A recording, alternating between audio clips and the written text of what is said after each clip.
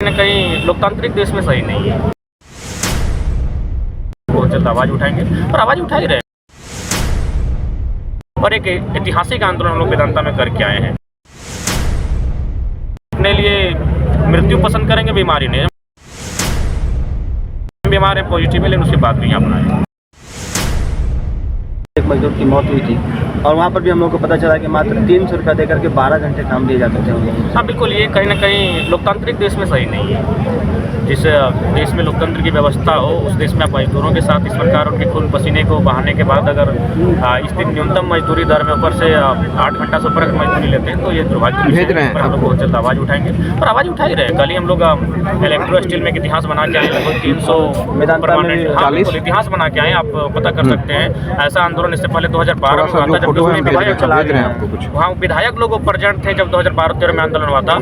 इस बार जो आंदोलन हुआ था, ना कोई मुखिया ना कोई सरपंच, जेबी के सर हम लोग की अगुवाई में ये आंदोलन हुआ, महिलाओं की अगुवाई में ये आंदोलन हुआ और एक ऐतिहासिक आंदोलन हम लोग वेदांता में करके आए हैं। तो इससे क्या है कि मजदूरों को भी हम लोग से एक उम्मीद भी जुड़ी है, उम्मीद जागी भी है। और हम लोग तो पहले ही बोल दिए कि हम अपने लिए मृत्यु पसंद करेंगे, बीमारी नहीं। हम बीमार हैं पॉजिटिव है, लेकिन उसके बाद भी अपनाएं।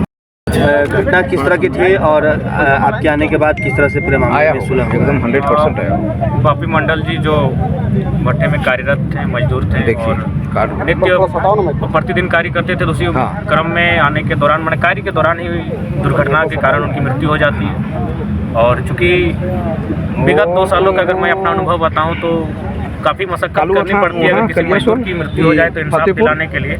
और बाकायदा इस बार भी हमें फतेहपुर जो उस दिन दोनों बैठा था ना, या कंपनी का ऑनर गोपाल कहिए, भारती भट्टे का ऑनर कहिए, हमें एक संघर्ष करना वो आया था ना, पड़ा। और धरने के माध्यम से, अपने आंदोलन के माध्यम से आज हम लोग निष्कर्ष आज पहले वही कर रही है। जो पीड़ित के आश्रय, उसके बाद जाएंगे मोहन राय, 75,000 रुपये, उसके बाद मोहल्ला में ममल जादव। और मुझे लगता है कि मुआवजा शायद बेहतर स्थिति में होता, लेकिन चूँकि हमारे स्थानीय कुछ लीडर भी हैं, मैं नाम लेने की स्थिति में नहीं हूँ, कहीं ना कहीं उन्होंने पहले से ही इस डील को बहुत सॉर्ट आउट करने का प्रयास किया था। पेपर होकर 1.5 लाख 2 लाख में ये अचानक फिर उसके बाद की एंट्री होती है, कमादा भी सही तो चलेंगे पहले फिर हम भी पहले कालू बथा वहीं चलेंगे। और फिर वो 85 के बगल में तक बात हो रही तो उसे निरस्त करते हुए फतेहपुर से मोहन राय यहाँ पर भी, मोहन राय के यहाँ खाने का सुविधा है। एक तरह से ये मानते हैं कि संतुष्ट नहीं है, लेकिन उसके बाद फिर उधर से हम लोग स्टार्टिंग में इसको अगर टेक ओवर करते इस आंदोलन को और मेरे परिवार को या फिर इस मैटर को, तो मुझे लगता है कि एक बेहतर मुआवजे की स्थिति में हम लोग होते हैं। लेकिन कुल मिलाकर जो भी बेहतर है, ठीक है।